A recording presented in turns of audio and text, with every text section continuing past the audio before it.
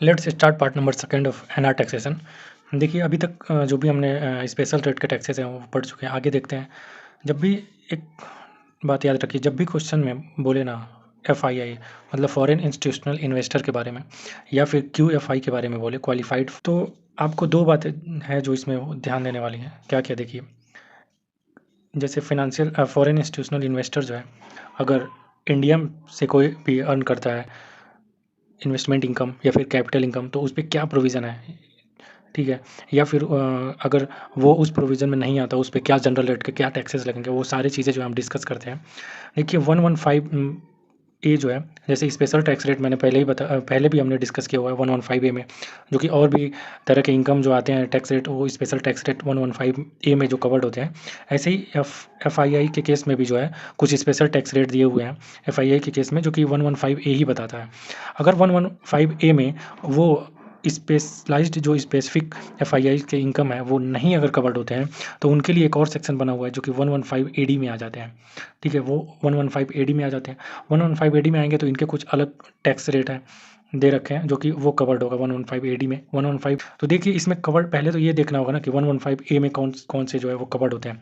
हम एफआईआई और क्यूएफआई की जो है वो बात करते हैं। फॉरेन इंस्टीट्यूशनल इन्वेस्टर हो, ठीक है, जनरली ये इंडिविजुअल तो होता ही नहीं है, ठीक है। तो देखिए क्या है, जैसे मान लीजिए कोई भी क्यूएफआई क्वालिफाइड फॉरेन इंस्टीट्यूशंस हो या एफआईआई के केस में, ठीक, इसने जो है वो इन्वेस्ट कर रखा है किसमें, या तो इंडियन कंसर्न में, ठीक है, कोई भी हो, इंडियन कंपनी हो, फर्म हो, जो भी हो, या फिर गवर्नमेंट सिक्योरिटीज़ में, ठीक है, गवर्नमेंट सिक्योरिटीज़ में। इन दोनों चीज़ में अगर इसने इन्वेस्ट कर रखा क्यूएफआई और फॉई ने, तो उस केस में क्या होगा, इस इन्वेस्टमेंट पे वो जो है इन्वेस्टमेंट कर रहा है वो किस फॉर्म में होना चाहिए। सिर्फ 3 फॉर्म बताया हुआ है यहाँ पे। वो जो है आपका आरजीएम फॉर्म में होना चाहिए। अब ये आरजीएम क्या है? आर से जैसे रुपी डिनोमिनेटेड बॉन्ड, मैंने प्रीवियस वीडियो में भी बताया रुपी डिनोमिनेटेड बॉन्ड के बारे में। फिर जो है वो गवर्नमेंट सिक्योरिटी में इन्वेस्ट होना चाहिए उसका, या फिर म्युनिसिपल, ठीक है, डेट सिक्योरिटी हो कोई, म्युनिसिपल डेट सिक्योरिटी। तो ये अगर 3 चीज़ में, ठीक है, आरजीएम शॉर्ट फॉर्म में अगर बोले तो आरजीएम में अगर इन्वेस्टमेंट है एफआईआई का या क्यूएफआई का, तो किसमें, इंडियन कंसर्न या गवर्नमेंट सिक्योरिटी में, तो अब वो भी ये जो 3 चीज़ों में इन्वेस्टमेंट कर रहा है, वो इन्वेस्टमेंट हो जाना चाहिए अप टू 30 जून 2023, ठीक है। मतलब 30 जून 23 तक जो है वो इन्वेस्टमेंट हो जानी चाहिए। अब इसमें इनकम आगे मिलते रहे उससे मतलब नहीं है, ये डेट जो है वो इन्वेस्टमेंट इस डेट तक जो है वो हो जानी चाहिए। अब मान लीजिए इसने इन्हीं 3 चीज़ों में से किसी में जो है वो इन्वेस्ट कर दिया, इंडियन कंसर्न या गवर्नमेंट सिक्योरिटी में। अब इस पे क्या होगा, इसको जो है वो इन्वेस्टमेंट इनकम होगा, ठीक।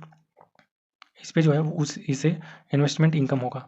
इन्वेस्टमेंट इनकम हो सकता है in the form of interest या फिर डिविडेंड, ठीक।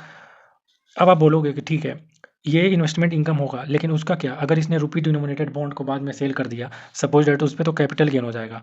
तो कैपिटल गेन भी तो हो सकता है, तो कैपिटल गेन भी हो सकता है, बिल्कुल हो सकता है कैपिटल गेन। बट 115 ए में जो कवर किया है वो सिर्फ जो है वो इन्वेस्टमेंट इनकम को कवर किया है। इट मीन्स इंटरेस्ट और डिविडेंड को कवर किया, कैपिटल गेन को जो है इसमें कवर नहीं किया 115 ए में। मतलब कैपिटल गेन के बारे में 115 ए नहीं पता था। तो मैंने पहले ही बोला कि जो 115 ए नहीं बोलेगा तो 115 एडी में चला जाएगा। तो कैपिटल गेन जो है वो यहाँ पे 115 एडी में बताएगा कि इस पे जो है वो कितना टैक्स रेट जो है वो एप्लीकेबल होगा इस पे, ठीक है।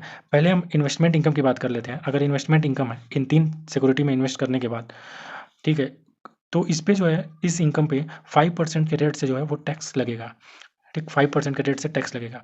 अब ये तो टैक्स लायबिलिटी हो गई, रेट हो गया 5%। क्या इसकी जो है वो लायबिलिटी है क्या, टीडीएस काटने की? बिल्कुल ये टीडीएस काटने की लायबिलिटी है। 5% प्लस हेल्थ एंड एजुकेशन से इसके रेट से जो है 4% वो टीडीएस काटेगा अंडर सेक्शन 194 एलडी में। 194 एलडी में अब याद करिए वहाँ पे 194 एलबी एलसी हमने ऑलरेडी पढ़ रखा है पार्ट नंबर 1 में, ठीक। यहाँ पे 194 एलडी में जो है वो 5% प्लस उस पर हेल्थ एजुकेशन से 4% यानी 5.2% के रेट से जो है वो टीडीएस काटेगा।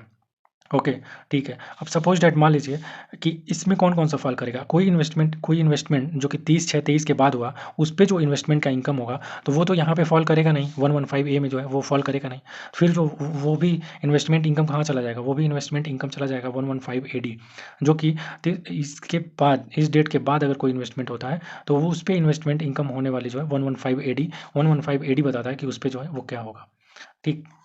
तो अब देखिए, एक तो कैपिटल गेन अब 2 तरीके के हो सकते हैं, लॉन्ग टर्म कैपिटल गेन और शॉर्ट टर्म कैपिटल गेन, ठीक है। लॉन्ग टर्म कैपिटल गेन पे सीधे-सीधे जो है वो 10% का जो है वो टैक्स रेट लगा दीजिएगा। 115A 3 तरह के टैक्स रेट का बात करता है। एक तो 10%, 20% और 30%, ठीक। तो 10% तो लॉन्ग टर्म कैपिटल गेन पे लग जाएगा, कोई दिक्कत नहीं है। शॉर्ट टर्म कैपिटल गेन पे जो है वो 30% लगता है।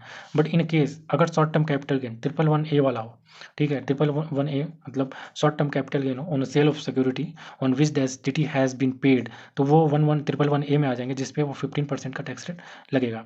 अगर 115A नहीं होता, शॉर्ट टर्म कैपिटल गेन है, तो 30% के रेट से जो है हम उस पर टैक्स लगाएंगे, ठीक। ये रहा, ये 10%, 30% मैंने बता दिया। फिर 20% एक बचता है जो 115AD में है। ये किस पे लगेगा? ये इन्वेस्टमेंट इनकम जो यहाँ नहीं कवर्ड होते हैं, जो कि 115AD में कवर होते हैं, उस पर जो है वो 20% के रेट से जो है वो टैक्स लगेगा, ठीक। तो ये 3 रेट की बात थी, ठीक।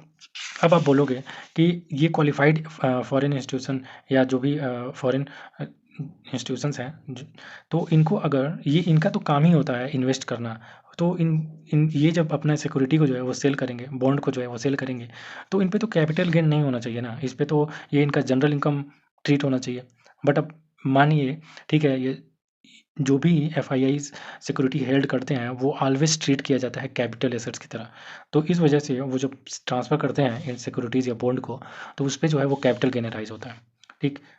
अब आगे देखिए, इसमें कुछ नोट्स हैं कि अगर हम कैपिटल गेन जैसे कैलकुलेट करते हैं, या तो वो लॉन्ग टर्म कैपिटल गेन हो, शॉर्ट टर्म कैपिटल गेन हो, ठीक है। मान लीजिए लॉन्ग टर्म कैपिटल गेन हो, शॉर्ट टर्म कैपिटल गेन अगर हम निकाल रहे हैं, तो इसमें इसके रिगार्डिंग जो है वो आपको कुछ नोट्स मैं बता देता हूँ। इस पे एक होता है first proviso and second proviso of section 48। याद करिए, फर्स्ट पार्ट में भी मैंने बता रखा था कि फर्स्ट प्रोविज़ो क्या कहता है, कन्वर्जन वाली बात करता है। सेकंड प्रोविज़ो क्या बोलता है, इंडेक्सेशन की बात करता है।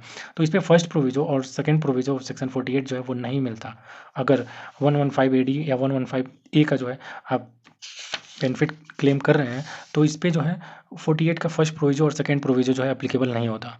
मतलब इंडेक्सेशन बेनिफिट, कन्वर्जन बेनिफिट और इंडेक्सेशन बेनिफिट इस पे जो है वो नहीं मिलेगा आपको, ठीक।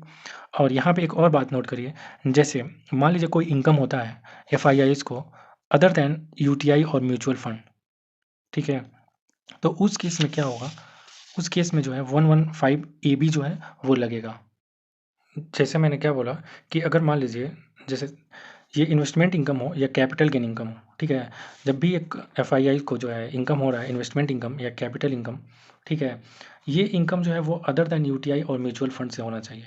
मतलब मान लेते हैं ये दोनों इनकम अगर किसी यूटीआई या फिर म्यूचुअल फंड से हो रहा है, तो वो यहाँ पे कवर्ड नहीं होगा 115A में या फिर 115AD में, वो कवर्ड नहीं होगा, ठीक है। 115AD में ये कवर नहीं होगा। इसके लिए एक सेक्शन है 115AB करके, 115AB, जहाँ पे टैक्स रेट जो है वो 10% लगेगा, ठीक।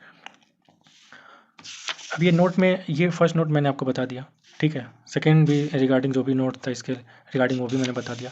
एक बात और यहाँ पे नोट करिए, जैसे कि डिविडेंड या फिर long term short term capital gain जो भी हो रहा है यहाँ पे, मतलब ये जो इनकम हो रहा है, अगर हम जानते हैं कि अगर एक इनके इनकम जो है, किसी भी इनकम, कोई भी इनकम जो है अगर एक स्पेसिफाइड लिमिट क्रॉस करता है, तो उस पर जो हमें सर्च चार्ज लगता है, ठीक है। सर्च चार्ज लगता है 15%, 25% या 37% के रेट से। यहाँ पे जो सरचार्ज मैक्सिमम 15% लगाएंगे in the case of dividend और कैपिटल गेन हो या फिर डिविडेंड का इनकम हो, ठीक है। तो डिविडेंड का इनकम हो या फिर कैपिटल गेन हो,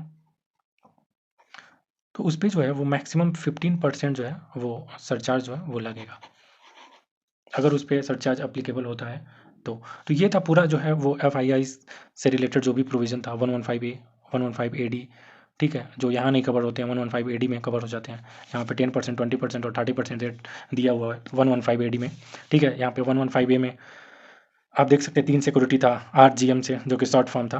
तो यहाँ पे जो सिक्योरिटी कवर नहीं होते हैं वो 115AD में आ जाते हैं, और उनसे रिलेटेड जितने भी प्रोविज़न थे मैंने जो है वो बता दिए, ठीक। तो इससे रिलेटेड अगर कोई इससे रिलेटेड क्वेश्चंस हैं उसको हम देखते हैं एक एक करके, ठीक है। जैसे देखिए क्वेश्चन है,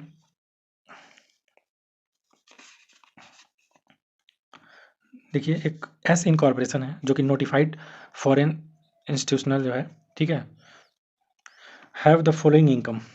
इनका जो है ये इनकम हुए हैं इनकम फ्रॉम सिक्योरिटीज़। इनका जो है इनकम फ्रॉम सिक्योरिटी, इनका इनकम हो रहा है सिक्योरिटी से 28,50,000 रुपीज़, ठीक। इस पे दिया हुआ है कि इसके रिगार्डिंग जो है वो एक्सपेंसेस हुआ, इसे 50,000 रुपीज़ का एक्सपेंसेस हुआ। इस एवो इनकम जो 28,50,000 है, इसमें इंक्लूड है interest received from Indian company. ठीक है, इंडियन कंपनी से जो है इसे इंटरेस्ट रिसीव्ड हुआ है, जो कि रुपी डिनोमिनेटेड बॉन्ड में था। और मैंने अभी आपको जस्ट थोड़े टाइम पहले ही बताया कि इसमें कवर्ड होता है रुपी डिनोमिनेटेड बॉन्ड, गवर्नमेंट सिक्योरिटी और म्यूनिसिपल डेट 115A में। ठीक है, तो ये बताइए ये 115A में कवर्ड होगा क्या? जो भी ये इनकम इंक्लूड है 16 लाख रुपये का जो इनकम जो है इंक्लूड है 2850 में, तो ये क्या interest received from Indian company. तो यहाँ पे मैंने आपको पहले ही बता रखा, चाहे इंडियन कंसर्न से हो या फिर गवर्नमेंट सिक्योरिटी से, किसी भी एफआईआई को जो है वो इन्वेस्टमेंट इनकम होता है, अगर वो इन 3 सिक्योरिटी से हो रहा है तो कवर्ड हो जाएगा 115A में। तो ये बताइए ये 115A में कवर्ड होगा क्या? ये रुपी डिनोमिनेटेड बॉन्ड है, इंडियन कंपनी से मिल रहा है और इन्वेस्ट करने वाला जो है एफआईआई है, तो बिल्कुल कवर्ड हो रहा है यहाँ पे। तो इस पे जो है 115A जो है वो लग जाएगा, और 115A लगेगा तो उसमें टैक्स रेट क्या दिया हुआ था? 5%। याद रखिए 115A में जो है वो टैक्स रेट 5% था। तो यहाँ पे जो है वो टैक्स रेट कितना होगा? अगर इस पे टैक्स निकालें तो 5% जो 16 लाख पे 5% टैक्स लगेगा। एक इनकम और इंक्लूड है इसमें 3,50,000 का 28,50,000 में, जो कि एग्जेम्प्ट है अंडर सेक्शन 10(15). 3,50,000 तो जब एग्जेम्प्ट है तो इस पर तो टैक्स की हम बात ही नहीं करेंगे, ये एग्जेम्प्ट दिया हुआ। ठीक है, फिर सेकंड देखते हैं कैपिटल गेन हुआ है, जिसमें लॉन्ग टर्म कैपिटल गेन है। इसे क्या हुआ है? एक लॉन्ग टर्म कैपिटल गेन, सबसे पहले उसे सेल कंसिडरेशन हुआ है। ठीक है, सेल करने से जो है उसे कंसिडरेशन मिला है। सेल किया उसने 15/1/23 को 52 लाख रुपीज़ का। ठीक है, जिसमें वो जिस चीज़ को, जिस बॉन्ड मान लीजिए, शेयर मान लीजिए, सिक्योरिटी मान लीजिए, जो भी है उसे परचेज़ किया था उसने 25/5/17, यानी इसे जो है वो लॉन्ग टर्म कैपिटल गेन हो रहा है 28 लाख रुपीज़ का। 28 लाख उसका कॉस्ट था, इसका जो है डिफरेंस वो लॉन्ग टर्म कैपिटल गेन होगा। यहाँ पे दिया हुआ है कॉस्ट ऑफ इम्प्रूवमेंट इंडेक्स्ड। तो अभी मैंने आपको एक बात बताया, यहाँ पे इंडेक्सेशन तो दिया हुआ है, बट क्या मैं यहाँ पे जो है वो इंडेक्सेशन का बेनिफिट लेंगे या नहीं लेंगे? अभी हमने जस्ट थोड़े टाइम पहले बताया था आपको नोट में कि फर्स्ट प्रोविजो और सेकंड प्रोविजो जो है वो सेक्शन 48 का नहीं लगता, मतलब कन्वर्जन और इंडेक्सेशन का बेनिफिट जो है यहाँ पे वो नहीं कवर्ड होता। तो इसलिए यहाँ पे कन्वर्जन इंडेक्सेशन का बेनिफिट जो है वो नहीं मिलेगा इस केस में। फिर शॉर्ट टर्म कैपिटल गेन की बात करते हैं। शॉर्ट टर्म कैपिटल गेन हुआ है इसे सेल ऑफ इक्विटी, जो भी शेयर करके जो है इससे कंसिडरेशन मिला है, एसटीटी पेड किया है, जो कि cost of acquisition STT paid किया है। जैसे sale of equity share of company A का शेयर सेल किया, उस पर एसटीटी पेड किया, और जब एसटीटी पे किया मतलब ये कवर्ड हो रहा है 111A, मतलब सेल ऑफ सिक्योरिटी से जो भी इसको कैपिटल गेन हो रहा है शॉर्ट टर्म कैपिटल गेन, तो 111A जो है इस पर एप्लीकेबल होगा। और इसका कंसिडरेशन है 13,50,000 जो है इसे कंसिडरेशन मिला है। उसका कॉस्ट ऑफ एक्विजिशन था 5,50,000 रुपीज़। ठीक, तो इन दोनों का डिफरेंस हमारे लिए शॉर्ट टर्म कैपिटल गेन बनेगा। और उस शॉर्ट टर्म कैपिटल गेन पे बताइए कौन सा रेट जो है वो एप्लीकेबल होगा? तो अभी थोड़े टाइम पहले ही बताया था कि अगर शॉर्ट टर्म कैपिटल गेन है तो 115AD में, कैपिटल गेन कोई भी हो तो 115AB उस पर बात ही नहीं करता है एफआईआई इसके लिए, वो सीधे सीधे 115 जो है वो एडी में आ जाएगा। ठीक, और 115AD में जब आ जाएगा वहाँ पे जो है कैपिटल गेन के लिए 10% लॉन्ग टर्म पे बोला है और 30% शॉर्ट टर्म पे बोला है। बट अगर इस 111A वाले में है तो 15%। तो ये तो 111A वाला ही है, तो इस पर जो है वो 15% टैक्स रेट जो है वो एप्लीकेबल होगा। ठीक, फिर आगे देखते हैं एक और शॉर्ट टर्म कैपिटल गेन हुआ है, इसने इक्विटी शेयर सेल किया है कंपनी बी का 9,25,000 रुपीज़ में, जिसका जो है कॉस्ट ऑफ एक्विजिशन था, उस परचेज किया था उसने 4,85,000 रुपीज़। तो डिफरेंस यहाँ पे कैपिटल गेन बनेगा, बट वो कैपिटल गेन पे क्या टैक्स रेट एप्लीकेबल होगा? 30% या 15%? 15% तो तब होता ना जब 111A में आता, और 111A में तब आता ना जब एसटीटी पेड किया। यहाँ पे तो एसटीटी पे किया ही नहीं इसने, तो 111A में वो आएगा ही नहीं। तो इसलिए यहाँ पे जो डिफरेंसेज है उस पर जो है वो 30% टैक्स रेट जो है वो अप्लीकेबल होगा। क्वेश्चन में बोला है कि कंप्यूट करिए tax income and tax liability. ठीक है, तो हम देख लेते हैं टैक्स इनकम और टैक्स लाइबिलिटी जो है वो कैलकुलेट करके देख लेते हैं कि कितना कितना जो है वो आएगा। वैसे तो मैंने पहले ही डिस्कस कर दिया सारा, क्या रेट अप्लाई होगा क्या नहीं होगा। तो देखिए फिर भी हम यहाँ पे इनकम जो है वो कैलकुलेट करते हैं। क्वेश्चन 4 में जैसे अगर हम टैक्सेबल इनकम इसका कैलकुलेट करें, टैक्सेबल इनकम क्या होगा? तो देखिए टैक्सेबल इनकम में सबसे पहले देखिए ये 3,50,000 का इनकम तो एग्जेम्प्ट है, मतलब 2850 जो है उसमें से 350 जो है इनकम एग्जेम्प्ट है, बचा कितना? 25। ठीक है, तो इनकम फ्रॉम इंटरेस्ट अगर हम देखें, ठीक, इनकम फ्रॉम इंटरेस्ट तो वो कितना आएगा? 25 लाख रुपीज़। ठीक, अब इसमें भी जो है वो 16 लाख का इनकम रुपी डिनोमिनेटेड बॉन्ड पे है। तो अभी तो हम टोटल इनकम कैलकुलेट कर रहे हैं, तो जो इसको जो है 25 लाख एक साथ ही ले रहे हैं। टैक्स लगाते टाइम हम 16 लाख पे कुछ अलग रेट से टैक्स लगाएंगे। जैसे अगर मान लिया हम यहाँ पे टैक्स लायबिलिटी की बात करें साथ साथ, ठीक है, टैक्स लायबिलिटी की बात करें तो इस 25 लैक्स में जो है वो 16 लाख का 16 लाख पे तो 5% का रेट अप्लीकेबल होगा ना, क्योंकि ये तो 115A में आ रहा है, मैंने पहले ही बता दिया। तो 5% इस पर टैक्स लग रहा है। रेस्ट इनकम पे जो 9 लाख रुपीज़ बच रहा है, तो इस पर क्या होगा? 9 लाख रुपीज़ पे ये बताइए, जो रेस्ट 9 लाख रुपीज़ बच रहा है ये इनकम फ्रॉम सिक्योरिटी है एफआईआई का, ठीक है। बट ये जो इनकम है, ये कहीं भी बोला क्या कि इन 3 में से जो आरजीएम था, या तो रुपी डिनोमिनेटेड बॉन्ड है, उस पे 16 लाख का जो रुपी डिनोमिनेटेड बॉन्ड था वो तो ठीक है, चला गया। अब ये क्या है, ये जो बचा हुआ रेस्ट 9 लाख रुपीज़ है, ये 115 ए बी में 115 ए में जो है वो कवर नहीं हो रहा। तो जब 115 ए में जो इन्वेस्टमेंट इनकम नहीं कवर्ड होता, वो चला जाता है 115 ए डी में, जैसे यहाँ पे आपको बताया था। तो उस पर कितना रेट लगेगा, फिर उस पर तो 20% का रेट लग जाएगा ना, उस पर 20% का रेट लग जाएगा। तो इस पे कितना लगेगा, इस पे 20% का रेट लग जाएगा। तो 9 लाख पे 20% यानी 1,80,000 इस पे टैक्स बना, और 16 × 5 यानी 80,000 का जो है ये वो इस पे टैक्स बना। ठीक, अब आगे इनकम देखते हैं क्या बोला है। तो ये तो फर्स्ट पार्ट तो हमारा हो गया। ठीक है, कैपिटल गेन पे देखते हैं। जो भी कंसिडरेशन रिसीव्ड हुआ उसे 52 लाख, कॉस्ट ऑफ एक्विजिशन जो परचेज है 28 लाख रुपीज़ का। तो अगर हम कैपिटल गेन निकालें, लॉन्ग टर्म कैपिटल गेन हुआ है, तो सेल कंसिडरेशन उसे कितना मिला है, सेल कंसिडरेशन जो है उसे 52 लाख का सेल कंसिडरेशन है। इसका कॉस्ट ऑफ एक्विजिशन कितना दिया हुआ है, 28 लाख रुपीज़। तो इसमें से अगर हम 28 लाख रुपीज़ लेस करें तो इसका कैपिटल गेन आ जाएगा, जो कि कितना आएगा, 8 लाख रुपीज़। 8 लाख का जो कैपिटल गेन आ जाएगा। सॉरी सॉरी सॉरी, 8 लाख नहीं, कितना होगा, 52 माइनस 28, ठीक है, 24 लाख का जो है वो कैपिटल गेन आ जाएगा। तो इस 24 लाख पे कैपिटल गेन है, और कैपिटल गेन चाहे लॉन्ग टर्म हो, लॉन्ग टर्म कैपिटल गेन हो या फिर शॉर्ट टर्म कैपिटल गेन हो, रेट तो ये तो 115 एडी में आ जाएगा। जैसे यहाँ पे मैंने बताया था कोई भी कैपिटल गेन हो 115 एडी में आ जाएगा। तो लॉन्ग टर्म कैपिटल गेन है, तो इस पर तो 10% का टैक्स लगाएंगे ना, 10% से टैक्स लगाएंगे। तो इस पर लग जाएगा 24 लाख पे 10% के रेट से टैक्स, ये 2,40,000 जो है वो इस पर टैक्स बनेगा। ठीक, इधर इधर जो है हम इनकम कैलकुलेट कर रहे हैं, और इधर जो है वो टैक्स लायबिलिटी कैलकुलेट कर रहे हैं।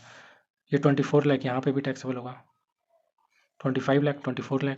ठीक है, फिर अब आगे देखिए शॉर्ट टर्म कैपिटल गेन। तो शॉर्ट टर्म कैपिटल गेन हम निकालेंगे 13,15,000 माइनस, मतलब 13.5 माइनस 5.5, ये आ जाएगा आपका 8 लाख रुपीज़। ठीक, तो शॉर्ट टर्म कैपिटल गेन की अगर बात करें तो 1350 सेल कंसिडरेशन मिला है, कंसिडरेशन। ठीक है, कॉस्ट ऑफ एक्विजिशन अगर इसका लेस करें 5,50,000, तो ये बनेगा गेन जो आएगा वो 8 लाख रुपीज़ का जो है गेन आएगा। अब क्योंकि इस पे एसटीडी पेड हुआ है 111A में, इस पे पहले ही मैंने बता रखा 15% का रेट लगेगा, तो 15% का रेट लगाइए। तो इस पे टैक्स कितना आ जाएगा, 8 लाख पे 15% का टैक्स लगाइए, यानी 1,20,000 रुपीज़ जो है वो इस पे टैक्स बनेगा। फिर नेक्स्ट पे 30% शॉर्ट टर्म कैपिटल गेन पे, तो उसका भी निकाल लीजिए। सेल कंसिडरेशन कितना है, 9,25,000, इसमें से कॉस्ट ऑफ एक्विजिशन लेस करिए 4,85,000, तो ये कितना आएगा, 925 माइनस 4,85,000, ये आएगा आपका इनकम 4,40,000। तो टोटल इनकम आपका कितना बना, 25, 25, 24, 8 और 440, इसको आप ऐड करोगे तो टोटल इनकम आएगा। और इस पे जो है वो टैक्स रेट कितना लगा था, 30% का जो है वो टैक्स रेट लगाया था। तो 440 पे अगर हम 30% कैलकुलेट करें तो 1,32,000 रुपीज़ जो है वो टैक्स आएगा। तो टोटल टैक्स लायबिलिटी कितना आएगा, 132 प्लस 120, 2,40,000, 1,80,000 प्लस 80,000, 7,52,000 जो है वो टैक्स लायबिलिटी। इसमें हम 4% हेल्थ एजुकेशन से इसके नाम से ऐड करेंगे, तो ये आ जाएगा आपका टोटल टैक्स लायबिलिटी 78280। ठीक है, तो ये हमारा जो है वो टोटल टैक्स लायबिलिटी हुआ। इस तरीके से जो है ये पूरा क्वेश्चन किया मैंने, जो कि बेस्ड था किस पे, FII के प्रोविज़न 115A पे और 115AD पे। ठीक है, तो ये पूरा क्वेश्चन था, इस पे कितना टैक्स रेट लगेगा, कितना नहीं लगेगा, वो सारा हमने डिस्कशन किया। ठीक है, अब आगे करते हैं और भी एक क्वेश्चन देखते हैं। क्वेश्चन नंबर 5 जो है दिया हुआ है, देखिए इसमें क्या बोला है क्वेश्चन में, बोल रहा है कि एक मिस्टर जो है वो ए है, जो कि NRI है, उनका जो है इन सोर्सेज से जो है वो इनकम हो रहा है, फॉलोइंग सोर्सेज से जो है इनका इनकम हो रहा है। ठीक है, तो ये जो है इनका फॉलोइंग सोर्सेज से इनकम हो रहा है। इनकम फ्रॉम हाउस प्रॉपर्टी 1,80,000 दिया हुआ है, इनकम फ्रॉम सिक्योरिटीज दिया है, एग्जाम्प्ट है। ठीक है, 75,000 रुपीज़। फिर इंटरेस्ट पे इनको इनकम हो रहा है। ठीक है, interest on loan taken for the purpose purchase, debenture खरीदने के लिए इन्होंने लोन लिया था, उस पर 20,000 रुपये का जो है एक्सपेंस हुआ है। फिर इसे इन्हें जो है वो लॉन्ग टर्म कैपिटल गेन हो रहा है मिस्टर ए को, जो NRI है। ठीक है, किस पे, डिवेंचर पे, जो उसकी सब्सक्राइब किया था US डॉलर में, कॉस्ट ऑफ एक्विजिशन दिया हुआ है, सेल कंसिडरेशन दिया हुआ है, इस पर कमीशन पे किया इसने ब्रोकर को ये डिवेंचर सेल करने के लिए। ठीक है, कॉस्ट ऑफ इन्फ्लेशन दिया हुआ है, मतलब ये पूरा पार्ट जो है वो कैपिटल गेन कैलकुलेट करने के लिए दिया हुआ है। बोला है कि कंप्यूट करिए tax payable by mister A for assessment year 23-24। ठीक है, तो सबसे पहले ये जो है मिस्टर ए जो है यहाँ पे एक एनआरआई है। एनआरआई से रिलेटेड जो है वो चैप्टर 12 ए का एक प्रोविज़न बोलता है कुछ। पहले उसे देख लेते हैं कि चैप्टर 12 ए जो है वो क्या कहता है। तो देखिए चैप्टर 12 ए क्या बोलता है। देखिए एक चैप्टर 12 ए है, ठीक है, जो कि किस पे अप्लाई होता है, एक एनआरआई पे एप्लीकेबल होता है, ठीक है। जैसे देखिए कोई भी जो है वो एनआरआई है, ठीक,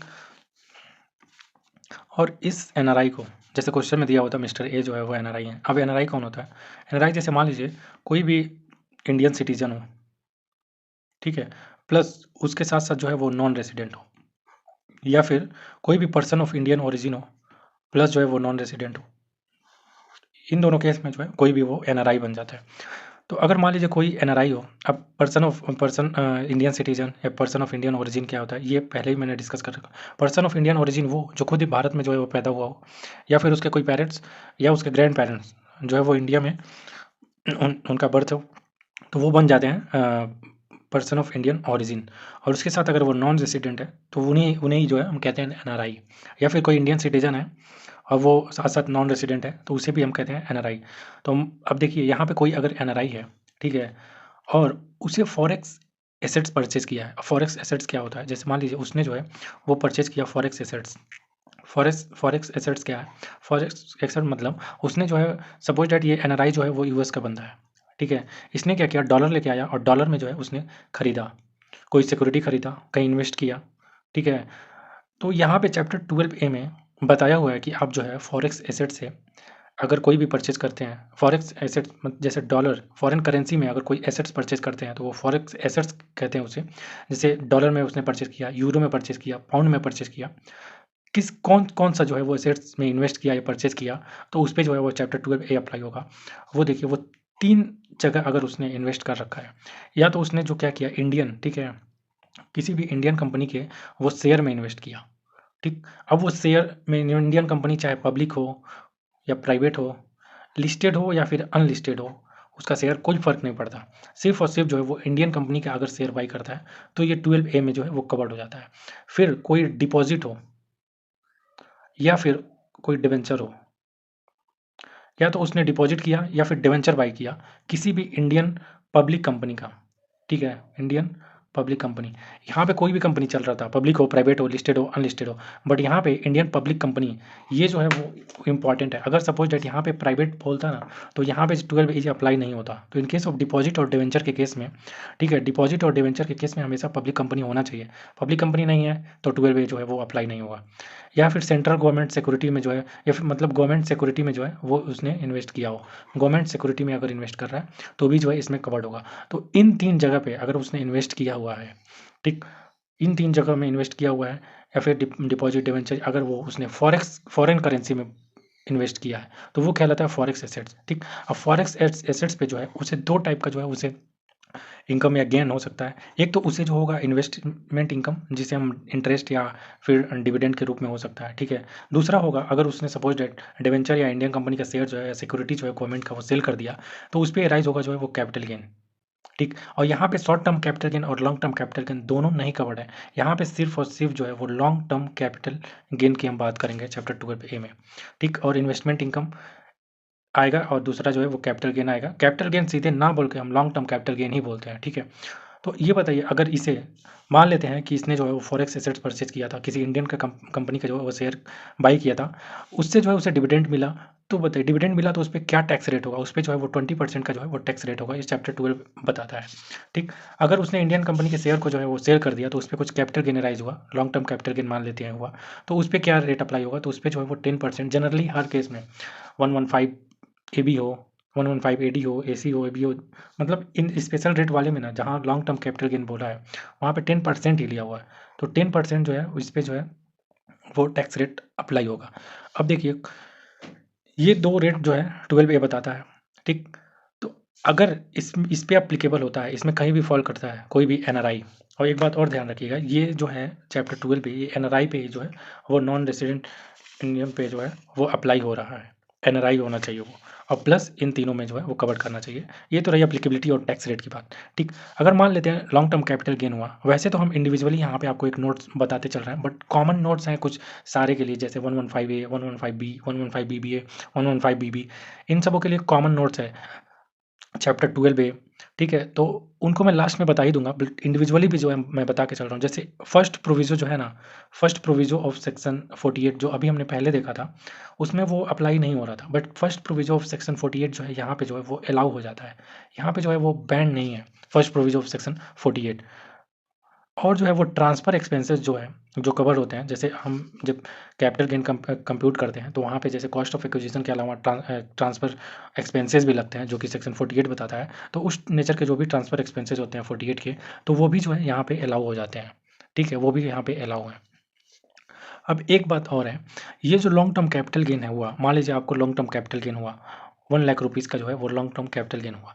अगर एनआरआई चाहे तो इस लॉन्ग टर्म कैपिटल गेन को जो है वो एग्जेम्प्ट करा सकता है, बट एग्जेम्प्ट करने के कंडीशंस हैं कि जो भी सेल किया था जिस डेट पे उस शेयर को, जिससे उससे लॉन्ग टर्म कैपिटल गेन हुआ, क्या करे वहाँ से उस डेट से, अगर सपोज डेट यहाँ पे जो है उसने सेल किया था, तो इस डेट से 6 मंथ के अंदर अंदर जो है अगर वो फॉरेक्स एसेट्स में इन्वेस्ट कर देता है, ठीक है, किसी इंडियन कंपनी के शेयर्स में लगा दिया, डिपॉजिट कर दिया, डिबेंचर में इन्वेस्ट कर दिया, फॉरेक्स एसेट्स में जो है वो अगर इन्वेस्ट कर देता है, ठीक है, तो वो एग्जेम्प्ट हो जाता है 115F में, ठीक है, वो यहाँ पे जो है एग्जेम्प्ट हो जाता है। तो ये जो है वो एग्जेम्प्ट हो जाता है 115F में, ठीक। अब आगे देखते हैं इसमें और क्या चीज़ें। इसमें एक और नोट आपको मैं नोटिंग करा देता हूँ। इसमें एक्सपेंसेस जो है वो चैप्टर 6 के जो भी डिडक्शंस मिलते हैं वो यहाँ पे जो है वो अलाउ नहीं होते हैं। जैसे एटीसी से एटीयू का जो भी डिडक्शंस मिलता है ना, वो यहाँ पे अलाउ नहीं होता। 28 टू 44C जो कि पीजीबीपी में आपने पढ़ा होगा, पीजीबीपी सेक्शन 57, इन सबों के जो है वो डिडक्शन यहाँ पे नहीं मिलते हैं, इसमें नहीं मिलता। इस नेचर के कोई भी डिडक्शंस हैं वो यहाँ पे जो है अलाउ नहीं होगा। बट ट्रांसफ़र एक्सपेंसेस हैं अगर 48 के, तो वो जो है वो अलाउ हो जाएगा। फर्स्ट प्रोविज़ो जो है यहाँ पे बैन नहीं कर रखा है, फर्स्ट प्रोविज़ो यहाँ पे जो है वो अलाउ कर रखा हुआ है, ठीक है। अब देखिए 6 मंथ में जैसे मैंने बताया यहाँ पे 115F में जो है वो एग्जेम्प्ट हो जाएगा। तो अब कितना अमाउंट एग्जेम्प्ट होगा, वो कैसे कैलकुलेट करेंगे? जैसे मान लीजिए इसे कैपिटल गेन हुआ 1 लाख रुपए का, तो क्या इसमें से पूरा एग्जेम्प्ट हो जाएगा या कुछ पार्ट एग्जेम्प्ट होगा? तो इसके लिए जो है वो कैसे निकालेंगे? तो अगर हम देखें तो एग्जेम्प्ट इनकम निकालना हो तो उसमें क्या करेंगे, जो भी उसे लॉन्ग टर्म कैपिटल गेन हुआ, शॉर्ट टर्म तो यहाँ पे कवर ही नहीं है, लॉन्ग टर्म कैपिटल गेन हुआ, तो उसमें से देखेंगे उसमें उसने जो है वो इन्वेस्ट कितना किया, फॉरेक्स एसेट्स में उसने इन्वेस्ट कितना किया, और उसे जो है वो नेट सेल कंसिडरेशन जो है वो कितना मिला था। तो इससे जो भी अमाउंट मिलेगा तो उतना capital gain, long term capital gain जो है वो एग्जेम्प्ट हो जाएगा। जैसे अगर यहाँ पे लॉन्ग टर्म कैपिटल गेन, मतलब यहाँ पे सीधे सीधे यही बात हुई कि पूरा का पूरा 1 लाख रुपए जो है वो एग्जेम्प्ट कर दिया जाएगा। अगर जितना उसे नेट सेल कंसिडरेशन हुआ था उतना अमाउंट सारा इन्वेस्ट कर देता है तो पूरा ही लॉन्ग टर्म कैपिटल गेन जो है वो एग्जेम्प्ट हो जाएगा। बट इसके साथ एक और कंडीशंस है कि उसने इन्वेस्ट कर दिया, ठीक है, 6 महीने के अंदर अंदर जो है इन्वेस्ट कर दिया, बट उसे जो है वो 3 ईयर्स तक है वो उसे जो है होल्ड करना होगा। जो सिक्योरिटी में इन्वेस्ट किया उसने, फॉरेक्स एसेट्स में इन्वेस्ट किया, जो उसे कैपिटल गेन से कैपिटल गेन हुआ था, उसको एग्ज़म्प्ट करने के लिए उसने 6 महीने के अंदर जिसमें इन्वेस्ट किया सिक्योरिटीज़ में, उस सिक्योरिटीज़ को जो है वो 3 ईयर तक जो है वो होल्ड करके रखना पड़ेगा। अगर इस 3 साल के अंदर अंदर वो फिर से सेल कर देता है उस सिक्योरिटीज़ को, तो जो एग्ज़म्पशन वो क्लेम करेगा यहाँ पे, सपोज़ दैट जब उसने फॉरेक्स एसेट्स परचेज़ किया तो एग्ज़म्पशन क्लेम किया लॉन्ग टर्म कैपिटल गेन का, तो जो भी पहले एग्ज़म्प्ट हुआ इनकम था उसे फिर से जो है वो टैक्सेबल कर दिया जाएगा। जिस ईयर में वो सेल करेगा उस प्रीवियस ईयर के लिए जो है उसका इनकम कंसीडर कर लिया जाएगा और वो जो है वो फिर उस पे भी जो है वो टैक्स पे करेगा, ठीक है। तो उसे जो 2 कंडीशन फुलफ़िल करना पड़ेगा, एक तो 6 मंथ में वो इन्वेस्ट कर दे, एग्ज़म्पशन मिल जाएगा, प्लस जो है उस सिक्योरिटी को 3 साल तक जो है वो होल्ड करके रखे, ठीक। अब इसमें 12A में और भी कुछ बातें बोलता है, वो क्या है देखिए, अगर सपोज़ दैट इसे जो है सिर्फ़ यही 2 इनकम हुआ है, एनआरआई को जो है, इस एनआरआई को इन्वेस्टमेंट से इनकम मिल रहा है, कैपिटल गेन का इनकम हो रहा है, ठीक। मतलब 12A में जो बातें बोली हैं उससे उसको इनकम हो रहा है, ठीक। और प्लस उसका टीडीएस अगर कट चुका है, ठीक है, अगर टीडीएस कट चुका है तो उसको रिटर्न ऑफ इनकम फाइल करने का जो कि 139(1) में फाइल होता है उससे ज़रूरत नहीं है। तो 139(1) उस पे एप्लीकेबल नहीं होगा, ठीक है। अगर उसे जो है सिर्फ़ यही ओनली इनकम हो जो कि चैप्टर 12 में बताता है, प्लस जो है उसका टीडीएस कट चुका हो, ठीक है। यहाँ पे टीडीएस जो वो चैप्टर 12B इस पे बात करता है, ठीक है, तो इसमें अगर टीडीएस कट चुका है और उसका सिर्फ़ और सिर्फ़ इन्वेस्टमेंट इनकम है और कैपिटल गेन का इनकम है, तो उसे रिटर्न ऑफ इनकम फ़ाइल करने की ज़रूरत नहीं है। क्योंकि वो सिर्फ़ इंडिया में जो है इसे 2 ही इनकम है और उस पे भी टीडीएस कट गया है। अब वो रिटर्न फ़ाइल नहीं भी करेगा तो क्या हुआ? मत करे रिटर्न फ़ाइल, वहाँ पे कोई वो घपला तो कर ही नहीं सकता है, ठीक है? किसी भी तरीके से टैक्स चोरी कर ही नहीं सकता है, तो मत फ़ाइल करो रिटर्न, कोई बात नहीं। तो यहाँ पे जो है वो रिटर्न नहीं फ़ाइल करेगा, तो भी चलेगा, बट ये दोनों कंडीशन जो है वो फुलफ़िल होनी चाहिए, ठीक? तो ये बातें थी इतनी 12 ए से। अब बात करते हैं सपोज़ दैट कोई एनआरआई है और उसने जो है फॉरेक्स एसेट्स में इन्वेस्ट किया बट इन चीज़ों में जो है इन्वेस्ट नहीं किया। मतलब इनके अलावा ठीक है, वो डिपॉज़िट डिबेंचर खरीदता है। मान लीजिए वो पब्लिक कंपनी का नहीं खरीदता, प्राइवेट कंपनी का खरीदता है। उस पे उसको कैपिटल गेन हुआ या फिर इंडियन शेयर पे डिविडेंड पा रहा है, ठीक है? तो ये तो इंडियन शेयर मान लीजिए डिविडेंड पा रहा है बट वो जो है वो फ़ॉरेन करेंसी में नहीं बाय किया था। तो फ़ॉरेन करेंसी में जब बाय नहीं किया था तो यहाँ भी नहीं कवर्ड होगा या फिर प्राइवेट कंपनी का डिबेंचर परचेज़ किया हुआ था तो भी नहीं कवर्ड होगा। तो इस केस में क्या होगा? तो मतलब इनके अलावा अगर कोई भी अदर इनकम है, तो अदर इनकम है तो उस पे तो जो है उसको नॉर्मल प्रोविज़न अप्लाई हो जाएगा। कौन से रेट से टैक्स लगेगा? तो नॉर्मल प्रोविज़न। नॉर्मल प्रोविज़न में अगर उसका जनरल इनकम है तो वो स्लैब फ़ॉलो करेगा, जो कि स्लैब है, ठीक है? 5%, 20%, 30% जो भी स्लैब है, वो फ़ॉलो करेगा। अगर कोई स्पेशल इनकम है, जैसे बेटिंग, लॉटरी से उसको गैम्बलिंग से इनकम हो रहा है, तो उस पे स्पेशल रेट जो है लगता है, वो स्पेशल रेट लगेगा।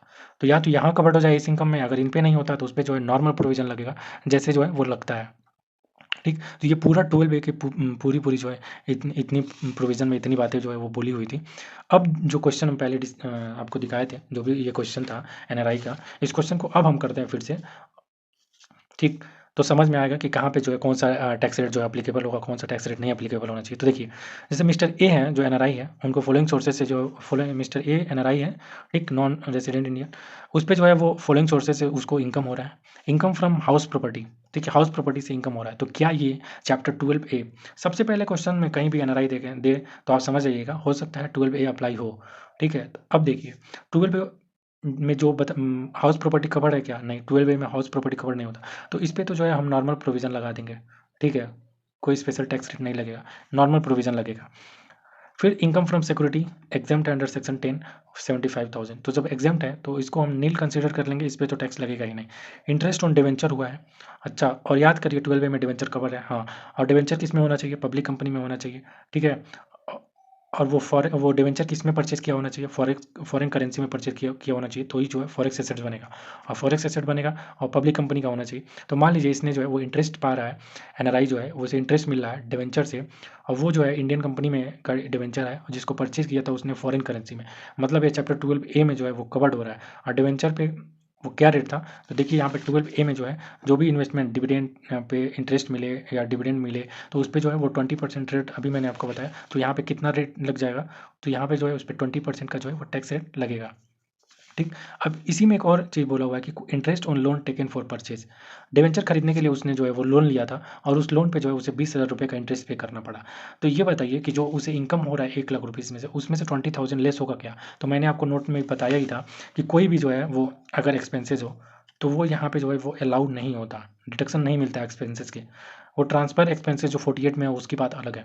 यहाँ पे जो है वो नहीं मिलेगा इस 20,000 का डिडक्शन और ये 80,000 नहीं पूरे 1 लाख पे जो है वो 20% से हम टैक्स लगा देंगे। ठीक, अब आगे देखिए long term capital gain on sale of debenture हो रहा है जो कि सब्सक्राइब किया है फॉरेन करेंसी में। तो ठीक है, जो डिवेंचर अगर इसने परचेज़ किया था फॉरेन करेंसी में तो वो भी चैप्टर 12 ए में जो है वो कवर्ड होगा और इसकी कॉस्ट थी जो है कॉस्ट थी इसे न 4 लाख रुपीज़ कॉस्ट था और सेल कंसिडरेशन इसे मिला है 6 लाख रुपीज़ और 22-23 में जो है वो सेल किया है, परचेज़ किया था 2-3 में। ठीक है, तो ये लॉन्ग टर्म कैपिटल गेन है। इस लॉन्ग टर्म कैपिटल इस सेल करने पे जो है इसे कमीशन टू ब्रोकर को देना पड़ा कमीशन 6,000 रुपीज़ का। तो याद करिए ये ट्रांसफ़र एक्सपेंसेस है और 48 में जो भी ट्रांसफ़र एक्सपेंसेस मैंने बताया था यहाँ पे वो अलाउ हो जाता है। तो ये भी अलाउ हो जाएगा। तो 6 इसका सेल कंसिडरेशन था 6 लेस करेंगे 4 2 लाख का जो है इससे लॉन्ग टर्म कैपिटल गेन हुआ, ठीक? और उसमें से 6,000 लेस करेंगे यानी नेट कैपिटल गेन इसे कितना कितना मिला? इसे कैपिटल गेन कितना हुआ? इसे कैपिटल गेन हुआ 194, ठीक है? 1,94,000 का जो है इसे कैपिटल गेन होगा। ठीक, कॉस्ट ऑफ इन्फ्लेशन इंडेक्स दिया हुआ, तो क्या यहाँ पे कॉस्ट ऑफ एक्विजिशन है, इसका इंडेक्सेशन कर दें हम? तो सीधे-सीधे यहाँ पे मना किया हुआ है कि फर्स्ट प्रोविज़ो तो जो है वो अलाउ कर लीजिए, बट जो है वो सेकंड प्रोविज़ो यहाँ पे एक और बात नोट कर लीजिए कि इस केस में जो है वो सेकंड फर्स्ट प्रोविज़ो तो अलाउ हो जाता है, but second proviso of section 48 जो है वो अलाउ नहीं होता। ठीक है। सेक्शन 48 का फर्स्ट सेकंड प्रोविजन अलाउ नहीं होता, मतलब इंडेक्सेशन का प्रोविजन जो है उस पे अलाउ नहीं होता, इंडेक्सेशन अलाउ नहीं है यहाँ। तो इससे हमको कोई मतलब नहीं है, क्योंकि इंडेक्सेशन करने का बेनिफिट हमको यहाँ पे मिलेगा नहीं इस केस में। तो इस क्वेश्चन को अगर हम सॉल्व करें तो सॉल्व करके भी देख लेते हैं, ठीक है। तो चलिए इस क्वेश्चन को भी तो हम सॉल्व कर लेते हैं। क्वेश्चन नंबर 5 देखिए, एनआरआई को जो इनकम हुआ है हाउस प्रॉपर्टी, ये तो नॉर्मल इनकम है, ठीक है, नॉर्मल इनकम है। इसको हम बाद में देखते हैं, पहले इंटरेस्ट फ्रॉम सिक्योरिटी, ये तो एग्जाम्प्ट हो जाएगा। इंटरेस्ट ऑन डिवेंचर 1,00,000 रुपीज़, ये पूरा जो है वो टैक्सेबल होगा, ठीक है। 20,000 नहीं मिलेगा, क्यों नहीं, ये मैंने पहले ही आपको बता दिया। तो अगर हम देखें तो टैक्स ऑन इंटरेस्ट ऑन, अगर हम डेट जो मिला हुआ है 1,00,000 रुपीज़, तो इस पर अगर हम टैक्स लगाएं तो इस पर 20% का रेट अप्लीकेबल होगा, तो ये 20,000 से टैक्सेबल हो जाएगा, ठीक। फिर हम बात करते हैं लॉन्ग टर्म कैपिटल गेन की। तो LTCG जो हुआ है इसे लॉन्ग टर्म कैपिटल गेन, इसमें 1,96,000 रुपीज़ का जो है इसे लॉन्ग टर्म कैपिटल गेन हुआ है। सॉरी 1,94,000, 2 में से 6 और लेस हो जाएगा, तो 194 पे जो है वो कितना, लॉन्ग टर्म कैपिटल गेन के केस में 10% का टैक्स रेट अप्लीकेबल था ना, 10%। जनरली हर जगह लॉन्ग टर्म पे 10% ही है, तो 10% इस पे लगाएंगे, 19,400 का ये टैक्स आ जाएगा। बस यही दोनों इनकम था। और एक ये है हाउस प्रॉपर्टी, तो हाउस प्रॉपर्टी पे जो इसे इनकम हो रहा है, इनकम फ्रॉम हाउस प्रॉपर्टी 1,80,000, और ये जो है वो नॉर्मल प्रोविजन इस पे अप्लाई होगा। तो याद करिए, जब हम इस पे नॉर्मल प्रोविजन, ये स्पेशल टैक्स है नहीं, स्पेशल रेट नहीं लगाएंगे, नॉर्मल प्रोविजन में जो है वो स्लैब रेट लगाएंगे, और स्लैब रेट में 2,50,000 तो वो ऐसे ही नील है, तो 2,50,000 तो इस पे तो टैक्स ही नहीं लगेगा, इस पे तो टैक्स ही नहीं लगेगा, तो इस पे तो कोई टैक्स ही नहीं बना, ठीक। तो ये नील हो जाएगा। तो ये कितना बना, 39,400 का जो है वो टैक्स बना। इस पे हेल्थ एजुकेशन से साइड करेंगे 4%, तो कितना आएगा 39,400 प्लस अगर 4% करें तो 49,76 का जो है वो टैक्स आएगा। इसको राउंड ऑफ कर लीजिए, 49,80, ठीक, इतना जो है वो टैक्स आएगा। अब एक चीज़ और यहाँ पे एक बात मैं आपको बताना चाहता हूँ, याद करिए, जब हम यहाँ पे आपको नोटिंग करा रहे थे तो बोले थे कि फर्स्ट प्रोविजन ऑफ सेक्शन 48 जो है वो अप्लाई अलाउ होता है। यहाँ पे चैप्टर 12 में जो है वो फर्स्ट प्रोविजन अप्लाई अलाउ है 48 का। 48 का फर्स्ट प्रोविजन क्या बोलता है, वो कन्वर्जन वाला। याद करिए फर्स्ट पार्ट में जो है, इसकी वीडियो के फर्स्ट पार्ट में मैंने बता रखा है कि जो भी TTSR TDBR का एवरेज रेट लेते हैं on the date of transfer, on the date of acquisition, याद करिए। तो इस केस में अगर अलाउ है फर्स्ट प्रोविजन ऑफ सेक्शन 48, तो यहाँ पे तो अगर जो कैपिटल गेन हुआ है तो क्या हम लगा दे फर्स्ट प्रोविजो, यहाँ पे तो लगा सकते हैं, हाँ अलाउ हो सकता है, बिल्कुल अलाउ हो सकता है। बट इस क्वेश्चन में कहीं भी TTBR TTSR का रेट दिया नहीं हुआ है, इस वजह से जो है हमें कैपिटल गेन फॉरेन करेंसी में नहीं निकालना पड़ा, जो कि बताता है फर्स्ट प्रोविजो 48 का। इस वजह से जो है अगर रेट दिया होता तो हम जो है वो अप्लाई करते और निकाल सकते थे फॉरेन करेंसी में कैपिटल गेन, और फॉरेन करेंसी में निकालने के बाद फिर उसको इंडियन करेंसी में कन्वर्ट करते, फिर जो टैक्स लगाना था वो लगाते हैं। बट यहाँ पे TTSR TTBR का कोई रेट ही नहीं दिया हुआ है, इसलिए हम जो है इस पे रुपये में डायरेक्ट जो है वो कैपिटल गेन निकालें, ठीक है। तो इस तरीके से ये भी क्वेश्चन जो है वो सॉल्व हो गया। नेक्स्ट क्वेश्चन देखते हैं, क्वेश्चन नंबर 6 जो है वो क्या बोलता है। देखिए यहाँ पे भी जो है वो नॉन रेसिडेंट है, ठीक है, नॉन रेसिडेंट, ठीक। तो क्या नॉन रेसिडेंट को हम NRI बोलते हैं? बिल्कुल नहीं। दो कंडीशन फॉलो होना चाहिए ना, या तो नॉन रेसिडेंट हो प्लस इंडियन सिटीजन के साथ, या फिर नॉन रेसिडेंट हो POI के साथ, पर्सन ऑफ इंडियन ऑरिजिन।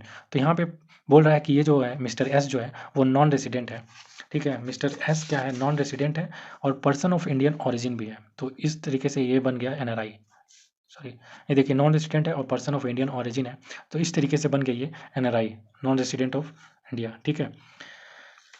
इसका दिया है कि इतने सारे जो है वो इनकम दिया हुआ है मिस्टर एस का, जो कि NRI है।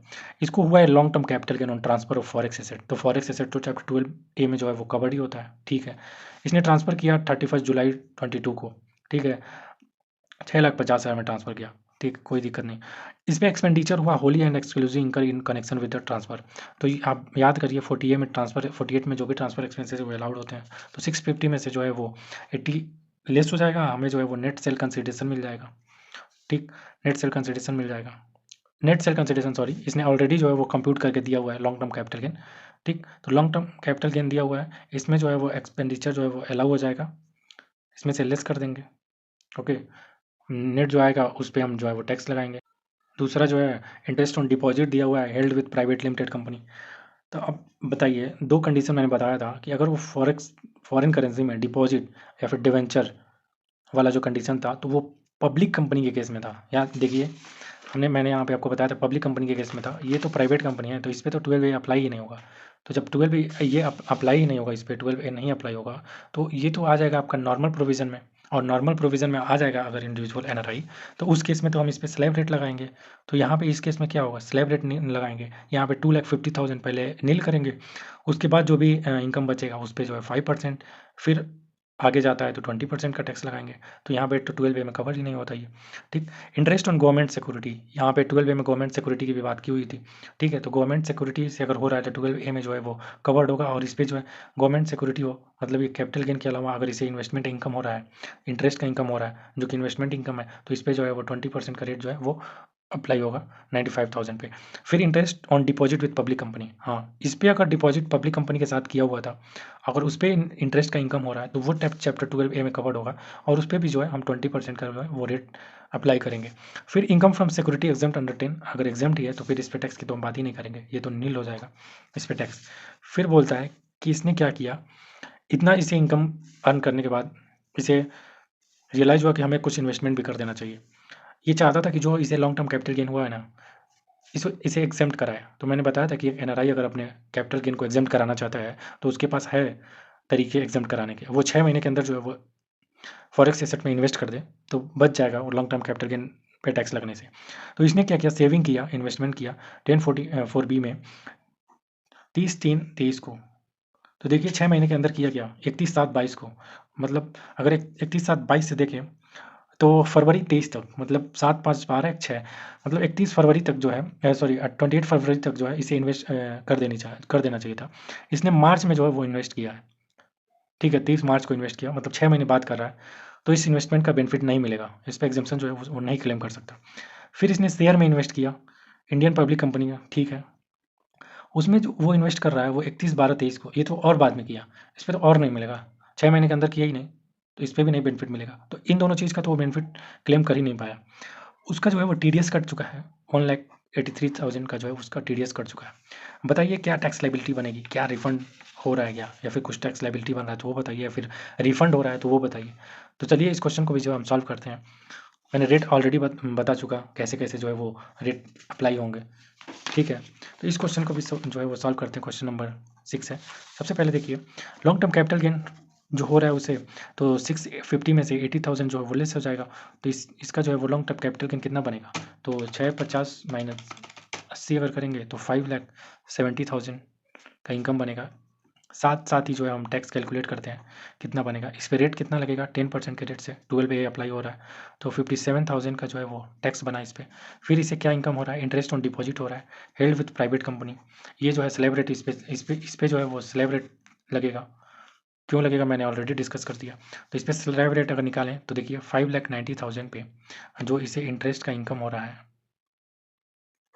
ठीक है, इंटरेस्ट इनकम प्राइवेट कंपनी वाले पे, तो इसमें से तो 2,50,000 पे तो ये नील हो जाएगा इसका टैक्स, और रेस्ट इनकम कितना बचता है, यानी 590 माइनस 250 अगर आप करोगे तो 3,40,000 तो नेक्स्ट 2,50,000 पे इसको 5% के रेट से टैक्स लगेगा, जो कि 1,200 कितना आएगा, जो कि 12, यहीं अंदर ही निकाल लेते हैं, 12 जो है वो 500 का इस पर टैक्स आएगा।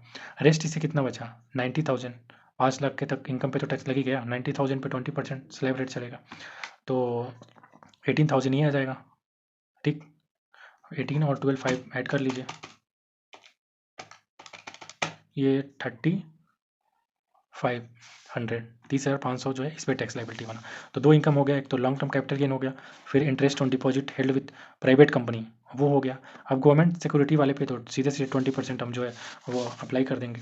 तो देखिए इस पर 20% हम लगा लेते हैं 95,000 पे, जो भी इंटरेस्ट मिला है गवर्नमेंट सिक्योरिटी पे, तो इनकम हमारा है 95,000, इस पर टैक्स रेट 20% अप्लीकेबल होगा, और ये कितना बन जाएगा, 95,000 पे 20% यानी 90,000 का ये बना। ये जो हम टैक्स लाइबिलिटी कैलकुलेट कर रहे हैं इस साइड। ठीक, फिर अगला इनकम देखिए, interest on deposit public company के साथ, इस पर भी 20% लगेगा, तो 260 पे जो है वो 20% इस पर भी निकाल लीजिए, तो 2,60,000 पे 20% आ जाएगा 52,000 रुपीज़। ठीक, फिर नेक्स्ट इनकम देखिए, ये तो एग्जेम्प्ट ही है, 75,000 नील हो जाएगा। सेविंग पे इसको जो है वो बेनिफिट क्लेम कर ही नहीं पाएगा। इसने TDS किया हुआ है, दिया हुआ है, TDS इस पे डिडक्ट हुआ हुआ है 1,83,000 का। तो इसमें देखिए टोटल टैक्स कितना बन रहा है। अगर हम इसे ऐड करें तो 57,000 प्लस 3,500 प्लस 19,000 प्लस 52,000, ये बना आपका 158,500 का टैक्स। इसमें प्लस 4% हेल्थ एजुकेशन से इसके नाम से ऐड करेंगे, ठीक है। तो इसका 4% आप कैलकुलेट करिए, 6340 जो है इसमें दोनों ऐड करिए तो 164,840 का जो है इसका जो है वो टैक्स लाइबिलिटी बना। बट इसका ऑलरेडी जो है वो TDS कितना कटा हुआ था, 1,83,000 का जो है वो TDS कटा हुआ था। तो अगर हम TDS देखें तो ऑलरेडी इसका 1,83,000 का जो है वो TDS कट चुका है। तो इसे टैक्स देने की ज़रूरत नहीं है, इसे तो रिफंड मिलेगा। तो इसे रिफंड हो जाएगा कितना, तो इसमें से लेस कर दीजिए 1,83,000, इसे जो है वो 160 का जो है इसे रिफंड हो जाएगा, ठीक है। तो ये 6 क्वेश्चन भी जो है वो हमने कर रखा। एक और क्वेश्चन है वो देखिए, 7 क्वेश्चन क्या बोलता है। एक NRI है, NRI का बात कर रहा है फिर, तो इसमें भी हो सकता है चैप्टर 12 भी अप्लीकेबल हो। बोल रहा है इनकम हो रहा है उसे इंडिया से, इन्वेस्टमेंट इनकम हो रहा है और लॉन्ग टर्म कैपिटल गेन हो रहा है, क्या जो है उसे रिक्वायरमेंट नहीं है रिटर्न ऑफ इनकम फाइल करने की। तो याद करिए रिटर्न ऑफ फाइल करने का रिक्वायरमेंट कब बनता है, हम यहाँ पे आपको बताया था मैंने कि 191 में रिटर्न ऑफ इनकम फाइल करने की ज़रूरत नहीं बनती है। हाँ, साथ साथ जो है वो 2 कंडीशन फुलफिल होना चाहिए। एक तो वनली इनकम हो उसका इन्वेस्टमेंट से या लॉन्ग टर्म कैपिटल गेन हुआ हो, मतलब जो 12 में बात कही है उससे इनकम हुआ हो, प्लस जो है उसका TDS कट चुका हो, दोनों काम हो चुका है, तो फिर वो रिटर्न ऑफ इनकम फाइल नहीं करेगा तो कोई बात नहीं। तो यहाँ पे बोल सकते हैं कि करेक्ट ही है, बट वो आप यहाँ पे आंसर कैसे प्रेजेंट करेंगे, कंडीशन को बताते हुए बताइएगा कि हाँ ये जो है अगर उस पर TDS कट गया हो तो करेक्ट है, अगर TDS नहीं कटा तो उसे जो है ROE फाइल करने की ज़रूरत है। अगला देखिए मिस्टर R जो है जो NRI है, उसने परचेज किया था शेयर, ठीक है, XYZ लिमिटेड का, वो भी डॉलर में परचेज किया था, ठीक है। फॉरेन करेंसी में अगर परचेज कर रहा है, फॉरेक्स एसेट्स बना, हमारा 12 में जो है वो कवर्ड हो जाएगा। 1 जनवरी 2008 में जो है इसने बाई किया था 10 लाख रुपीज़ देखिए। फिर इससे क्या किया, इस शेयर को जो है वो उसने जो है वो सोल्ड कर दिया, इस शेयर को जो है उसने सोल्ड कर दिया 1/22 को, ठीक है, 30 लाख रुपीज़ में। तो यहाँ पे 20 लाख रुपीज़ का जो है वो गेन हो जाएगा इसे, ठीक। तो 20 लाख रुपीज़ का जो है गेन होगा। अब शॉर्ट टर्म कैपिटल गेन है या लॉन्ग टर्म कैपिटल गेन है, यहाँ पे लॉन्ग टर्म कैपिटल गेन हो रहा है तो 20% रेट, यानी 20 लाख पे जो है वो 20% का रेट अप्लीकेबल कर देंगे, जो सॉरी 10% से जो इस पर टैक्स लगाएंगे, तो 20 लाख रुपये पे जो है 10% टैक्स लग जाएगा। बट यहाँ पे देखिए बोल रहा है 31/3/22 को जो है वो इन्वेस्ट कर रहा है sale consideration purchase of share of ABC limited. अच्छा, इसने क्या किया, ठीक है, इसे जब लॉन्ग टर्म कैपिटल गेन हुआ ना तो उसको बचाने के लिए इसने क्या किया, इन्वेस्ट कर दिया अपने सेल कंसिडरेशन को, बता रहा है कुछ, सेल कंसिडरेशन को जो है वो इन्वेस्ट कर दिया किसमें, परचेज कर लिया उस पैसे से ABC लिमिटेड के जो है वो शेयर। तो 115F में जो है 115F में ये क्या होगा, इस पर उसको बेनिफिट मिलेगा किस चीज़ का, उसका लॉन्ग टर्म कैपिटल गेन जो एग्जेम्प्ट हो जाएगा, एग्जाम्पन का जो है वो बेनिफिट मिलेगा इसे।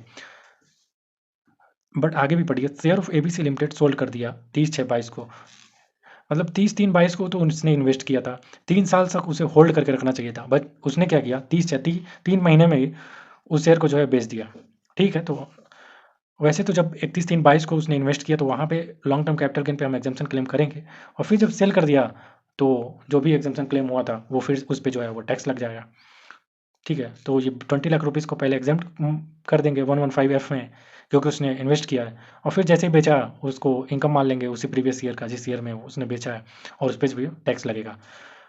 इस पे बोल रहा है कि discuss the tax implication relating to the 2 transaction, इन दोनों ट्रांजेक्शन पे क्या टैक्स का इम्प्लीकेशन होगा वो बताइए, हमने ऑलरेडी जो है वो डिस्कस कर लिया। फिर बोल रहा है कि क्या R अगर ऑप्ट कर रहा है फर्स्ट प्रोविजो ऑफ सेक्शन 48, अब फर्स्ट प्रोविजो ऑप्ट कर सकता है क्या सेक्शन 48 का, तो ये बिल्कुल ऑप्ट कर सकता है। अगर यहाँ पे इसे लॉन्ग टर्म कैपिटल गेन हो रहा है उसमें जो है अगर TTSR TTBR का रेट दे दे तो फर्स्ट प्रोविजो तो यहाँ पे अलाउ ही है, तो यहाँ पे बिल्कुल जो है वो चाहे तो इसका यूज़ कर सकता है, और इस तरीके से उसे फॉरेन करेंसी में जो है कैपिटल गेन निकालेगा as per first proviso of section 48। और यहाँ पे 12A में जो है इस बात को अलाउ कर रखा है फर्स्ट प्रोविजो ऑफ सेक्शन 48। अब आगे चलते हैं, ठीक है, आगे देखते हैं दूसरा क्वेश्चन। ये देखिए क्वेश्चन नंबर 8 है। एक रिकी करके फॉरेन नेशनल क्रिकेटर है, ठीक है, वो इंडिया आ रहा है और उसका जो है वो फॉरेन इनकम हो रहा है, उसने जो है मैच से जो है वो अर्न किया है 4 लाख रुपीज़, एडवर्टीजमेंट से जो 150 लाख रुपीज़ अर्न कर रहा है, आर्टिकल दिया उसने न्यूज़पेपर में, 20,000 रुपये उसको इससे मिले, और जब तक वो इंडिया में था खेलने का शौक रखता था, और उसने जाके जो है वो हॉर्स रेस खेला और उसने जो वो जीत गया, उससे जो है उसको 25,000 रुपये जीता उसने, ठीक है। तो बताइए, बोल रहा है क्वेश्चन में, आप कंप्यूट करिए टोटल टैक्स लायबिलिटी, क्या होगा इसका टोटल टैक्स लायबिलिटी, ठीक है। तो देख लेंगे। तो सबसे पहले हमें देखना होगा कि ये जो क्रिकेटर है, मतलब स्पोर्ट्समैन है, इससे रिलेटेड कोई प्रोविज़न दिया हुआ है क्या नॉन एनआर टैक्सेशन में। तो याद करिए 115 बीबीए जो है इससे रिलेटेड बात करता है। अगर कोई स्पोर्ट्समैन है, स्पोर्ट्स एसोसिएशन हो या फिर एंटरटेनर हो कोई, तो उसके रिगार्डिंग जो है वो 115 बीबीए बात करता है। तो सबसे पहले 115 बीबीए बोलता क्या है, उसे हम देख लेते हैं 115 बीबीए क्या बोलता है। तो देखिए, एक सेक्शन है 115 बी ए करके, ठीक है। अब बीबीए इसको याद रख सकते हैं, बीबीए मतलब बाहर से भाई आया, कौन भाई, स्पोर्ट्समैन आया, ठीक है। तो ऐसे याद रहेगा आपको बीबीए, ठीक है, बाहर से भाई आया जो कि स्पोर्ट्समैन था, ठीक। तो ये सेक्शन अप्लाई किस पे होता है वही बता रहा हूँ। देखिए, कोई भी नॉन रेसिडेंट हो, ठीक, प्लस जो है वो नॉन सिटीजन होना चाहिए, मतलब इंडिया का जो है वो सिटीजन ना हो, ठीक है। इंडिया का सिटीजन है, नॉन रेसिडेंट है, तो वो तो एनआरआई बन गया। उस केस में तो चैप्टर 12 में आप जाइए, यहाँ क्या कर रहा है। तो यहाँ पे कवर होने के लिए नॉन रेजिडेंट है प्लस आप इंडिया के सिटीज़न नहीं होने चाहिए, ठीक है। अब उसमें भी सारे लोग कवर नहीं हैं, नॉन रेजिडेंट हो और नॉन सिटीज़न हो इंडिया का, और उसमें किसको किसको बोला, सबसे पहले तो स्पोर्ट्समैन को बोला, ठीक है, कोई भी स्पोर्ट्समैन हो उसको बोला। दूसरा कोई स्पोर्ट्स एसोसिएशन है, ठीक है, जैसे इंडिया में है बीसीसीआई, वैसे ही, बट वो तो इंडिया का बंदा है, बीसीसीआई तो इंडिया का है, वो तो उसकी बात ही नहीं कर रहे हैं, ठीक है। हम यहाँ पे उस एसोसिएशन की बात कर रहे हैं जो कि non resident plus non citizenship रखता है।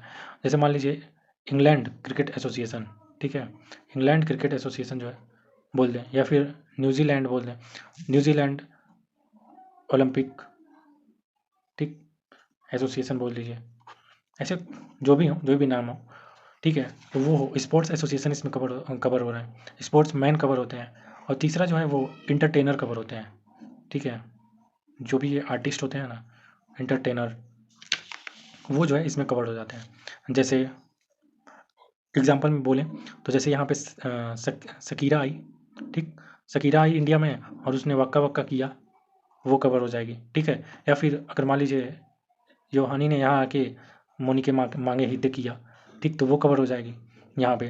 तो कोई भी इंटरटेनर हो, ठीक, जैसे अपने देश के इंटरटेनर, कोई एक्टर हो, एक्ट्रेस हो, वो फॉरेन में जाके सर्विस में वो प्रोवाइड करते हैं, तो उनको वहाँ इनकम होगा, उसको कवर नहीं किया, वो तो इंडिया के सिटीजन है ना। बाहर से कोई बंदा आ रहा है जो इंटरटेनर हो, ठीक है, जैसे एग्जांपल भी मैंने दिया, तो वो जो है यहाँ पे कवर हो जाएंगे। तो 3 बंदे जो है यहाँ पे कवर होंगे, 3 लोग, स्पोर्ट्समैन हो, स्पोर्ट्स एसोसिएशन हो, एंटरटेनर हो, ठीक। और उनको जो है ये 3 कवर हो गए। अब इनको जो है कुछ इनकम होगा, फॉलोइंग इनकम होंगे जो कि यहाँ पे कवर हो जाते हैं। वो कौन-कौन से इनकम है, जैसे देखिए, अगर हम स्पोर्ट्समैन की बात करें तो इसका जो है, इसे जो है वो आर्टिकल से हो या स्पोर्ट्स खेल के हो, न्यूज़पेपर से, आर्ट, जैसे अगर कोई भी इसने जो है वो आर्टिकल लिखा, इसे जो है वो एडवर्टीजमेंट से इनकम हो, आर्टिकल इसने दिया न्यूज़पेपर में, मैगजीन में, कहीं भी आर्टिकल थे, उससे इनकम हो रहा है। बाहर से आया और यहाँ पे एडवर्टीजमेंट के सर्विसेज जो है उसने प्रोवाइड की, वो भी इनकम जो है इसमें कवर्ड हो जाएगा, ठीक है। जैसे मान लीजिए कोई बाहर से आया T20 खेलने, उस पर जो है उसको पैसा मिला, मैच पे पैसा मिला, वो कवर हो जाएगा, ठीक है। तो जो भी उसने मैचेस खेल के पैसे अर्न किए वो कवर होगा, आर्टिकल अगर उसने लिखा न्यूज़पेपर मैगजीन में वो कवर होगा, एडवर्टीजमेंट जो है उसने कवर होगा। बट अभी थोड़ी देर पहले मैंने आपको एक क्वेश्चन पढ़ाया था, उसमें दिया हुआ था कि वो खेलने का शौक रखता था, बट वो खेलने का शौक उसको किसी और चीज़ का था, उसने जो है वो हॉर्स रेसिंग कर लिया, ठीक है। तो यहाँ पे कुछ जो है सारे इनकम कवर नहीं होते, कुछ इनकम को इसने जो है एक्सक्लूड किया हुआ है, ठीक है। जैसे देखिए इसने क्या किया, हॉर्स रेस, ठीक, यहाँ पे जो हम इस स्पोर्ट्समैन की बात कर रहे हैं सिर्फ अभी, फिर हम स्पोर्ट्स एसोसिएशन की एंटरटेनर की बात कर लेंगे। इसने क्या किया, हॉर्स रेस से जो है कुछ पैसा जीता, या फिर इसने जो है वो बेटिंग किया, ठीक, इसने गैम्बलिंग किया, ठीक, ये सब जो है यहाँ पे कवर नहीं होता। ये इनकम तो स्पेशल टैक्स रेट लगता है इस पे, ठीक है, स्पेशल टैक्स रेट लगता है इन पे, याद करिए 30%, ठीक है। तो यहाँ पे तो ये कवर ही नहीं होंगे, यहाँ पे ये इनकम कवर हो जाएंगे, बट ये वाले इनकम जो है यहाँ पे कवर ही नहीं होंगे, ठीक। अब मान लीजिए अगर इसमें से कोई इनकम ये अर्न कर रहा है और यहाँ से इनकम अर्न करके बाहर ले जाना चाह रहा है, तो बाहर ले जाने से पहले सेक्शन 194 बीबी जो टीडीएस का सेक्शन है वो बोलता है रुको, पहले हमको टीडीएस काट लेने दो, फिर जो है इनकम ले जाना है वो ले जाओ, कोई दिक्कत नहीं है, ठीक है। अच्छा, इससे अगर इसे इनकम हुआ तो क्या होगा, तो भी ये बाहर ले जा रहा है, तो वहाँ पे सेक्शन 194 ई बोलेगा रुको और टीडीएस दो, TDS डिडक्ट हो जाएगा, ठीक है। इस केस में 194E में इनका TDS डिडक्ट होगा, इस केस में 194BB में जो है TDS डिडक्ट हो जाएगा। अब यहाँ पे एक और बात रखिए, नोट करिए, जैसे स्पोर्ट्समैन जो बोला है, उस स्पोर्ट्समैन में जो है वो एम्पायरिंग करता है ग्राउंड में खड़े होके, रेफरी, ठीक, कोच, ये सब इनको एक्सक्लूड किया हुआ है। बोले ये खुद बंदे तो खेलते नहीं हैं, ठीक है, ये खेलते नहीं हैं, जो खेलता है सिर्फ वो कवर है। तो एम्पायर को, रेफरी को, कोच को, इन सबको जो है वो एक्सक्लूड किया यहाँ। वो बोले 115 BBA में जो है वो नहीं आएंगे, ठीक है, 115 BBA में नहीं आएंगे।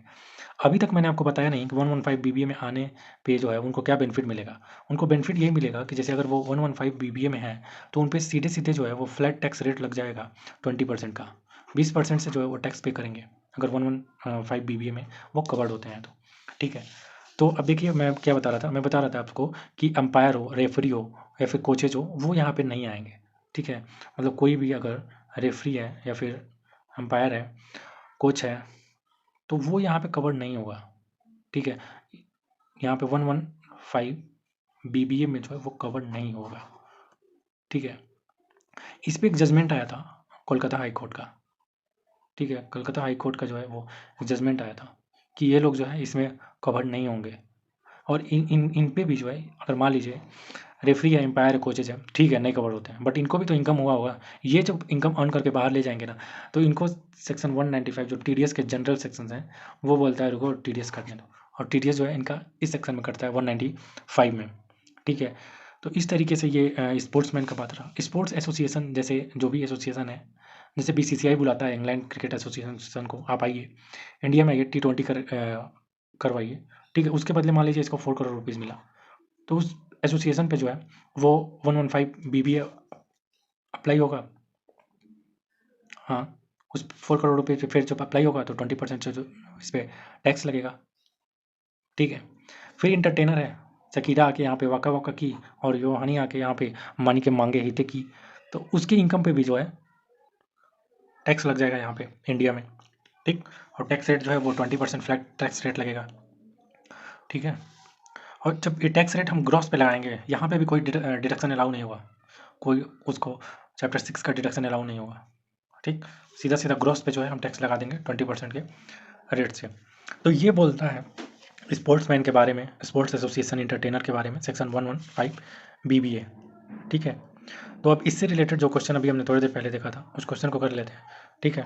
और एक बात और, अगर यहाँ पे जो 115 BBA में 194E में जो TDS करता है, ये बताइए जो 115 BBA में कवर है, जैसे अभी हमने प्रीवियस सेक्शन में देखा था 12A में बोल रहा था कि यहाँ पे इनको रिटर्न ऑफ इनकम फाइल करने की ज़रूरत नहीं है अगर इनको यही इनकम हो और TDS कटा हो। सेम ऐसे ही यहाँ पे भी प्रोविज़न है कि अगर इनको जो है सिर्फ ये इनकम होता है, ओनली यही इनकम है, और प्लस इनका TDS जो है वो कट गया है, मतलब ओनली 115 BBA का इनकम हो, ठीक है, और प्लस TDS जो है वो कट गया है, जो कि TDS का बात करता है, तो इनको भी जो है वो रिटर्न ऑफ इनकम फाइल करने की ज़रूरत नहीं है, ठीक है।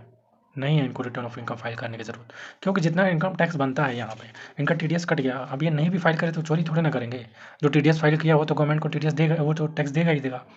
तो यहाँ पे चोरी होने की कोई संभावना नहीं है, तो इनको बोला कि ठीक है जाओ, अब क्या याद रखोगे, अब मत करो रिटर्न ऑफ इनकम फाइल, ठीक है। तो इस तरीके से जो है इनको लाइबल नहीं बताया, बट अगर इनको TDS नहीं कटा तो बोलता है रिटर्न ऑफ इनकम फाइल करो। आपका इनकम अगर 115 BBA में नहीं आता तो आप जो है वो रिटर्न जो है वो फाइल करो, ठीक है। तो इस तरीके से जो हम क्वेश्चन देखते हैं, जो क्वेश्चन अभी हम पढ़ रहे थे थोड़े टाइम पहले, रिकी एक फॉरेन नेशनल क्रिकेटर है, ठीक है, जो कि इंडिया में आ रहा है, ठीक, और उसको ये इनकम हुआ, मैचेस से इनकम हुआ, तो बताइए मैच का इनकम यहाँ पे 115 BBA में कवर्ड होगा क्या? बिल्कुल कवर्ड होगा। तो उस पर टैक्स रेट कितना लगेगा? फ्लैट 20% का जो है उस पर टैक्स रेट लगेगा। एडवर्टीजमेंट का इनकम कवर्ड था क्या? बिल्कुल एडवर्टीजमेंट का इनकम कवर्ड था। देखिए आर्टिकल, एडवर्टीजमेंट, मैचेस से जो भी इनकम हो रहा था वो भी कवर्ड था, तो 20% इस पर भी जो है वो टैक्स रेट लग जाएगा। आर्टिकल दिया था वो भी कवर्ड था, देखिए आर्टिकल से अगर इससे कोई भी इनकम हो रहा है तो वो भी कवर्ड था 115 BBA में, तो इस पर भी जो है वो 20% का टैक्स रेट लगेगा। रे सोर्सेज कवर था? बिल्कुल नहीं कवर थे। रे सोर्सेज, बैटिंग, गैम्बलिंग, इस तरीके से जो इनकम हो रहा है तो उन पे जो है वो नहीं लगता है 115 BBA, उस पर नहीं लगता है, ठीक है। तो 115 BBA नहीं लगेगा, तो इस पर जो है स्पेशल टैक्स रेट लगेगा जो कि 30% का लगता है, पता होगा। 30% से जो इस पर टैक्स लगाएंगे। अब बोल रहा है कि कंप्यूट करिए टैक्स लाइबिलिटी, तो टैक्स लाइबिलिटी कंप्यूट करने के लिए आप क्या करोगे, 4 लाख पे 20%, 1,50,000 पे 20%, मतलब इन सब पे जो है वो 20% है। तो इन तीनों इनकम को एक साथ ऐड करिए, उस पे जो है 20% टैक्स लगाइए। ये तीनों कितना आएगा, 415, यानी 570 पे जो है वो 20% का टैक्स लगाइए, यानी 1,14,000 का जो है इस पे टैक्स आएगा।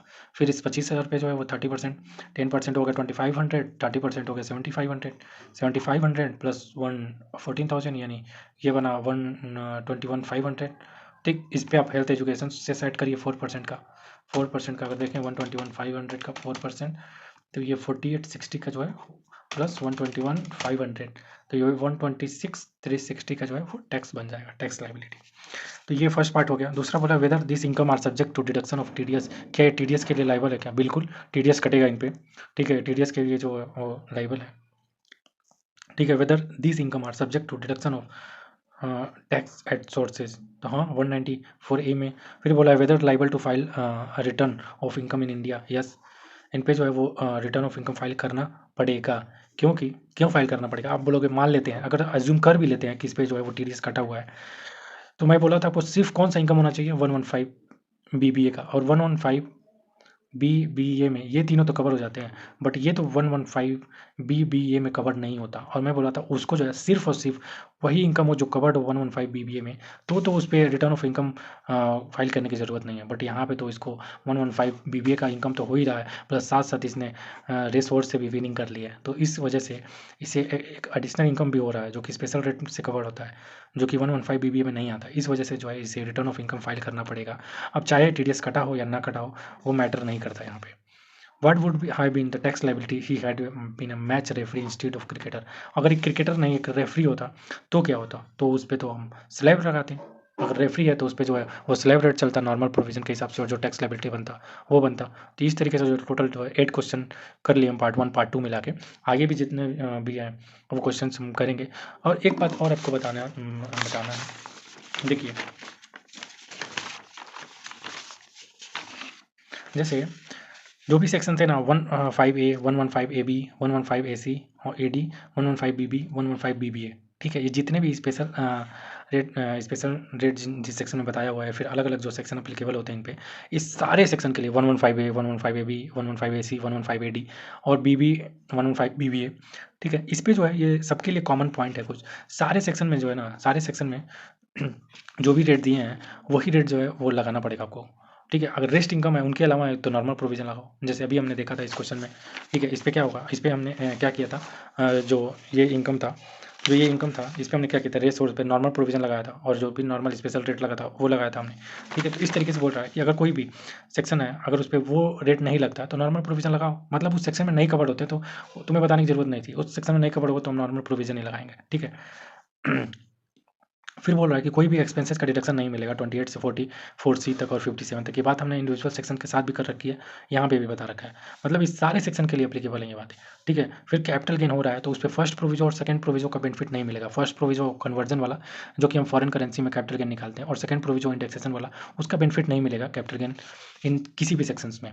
ठीक है, बट ट्रांसफर एक्सपेंसेस जो सेक्शन 48 इस पर हमने क्वेश्चन भी कर रखा था वो अलाउ था, आप याद करिए उस बात को।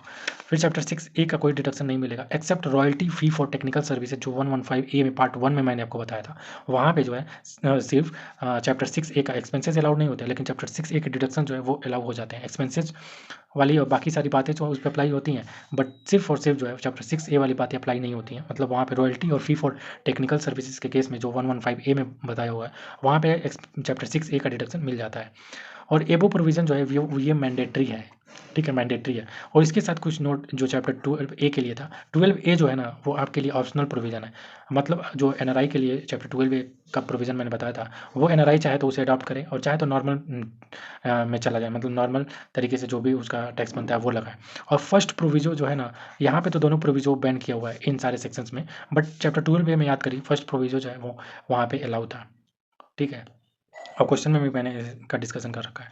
तो ये 12A के 2 नोट्स थे और बाकी ये सारे कॉमन पॉइंट्स थे, इन सारे सेक्शन के लिए सेम कॉमन पॉइंट थे, तो एक जगह आप देख लीजिए, इससे आपको याद भी रहेगा। तो ये हमारा पार्ट नंबर 2 था। नेक्स्ट पार्ट हम करेंगे, आगे के जितने भी क्वेश्चन है वो सारे कर लेंगे और साथ में रिलेवेंट कॉन्सेप्ट भी जो है डिस्कस कर लेंगे। Thank you.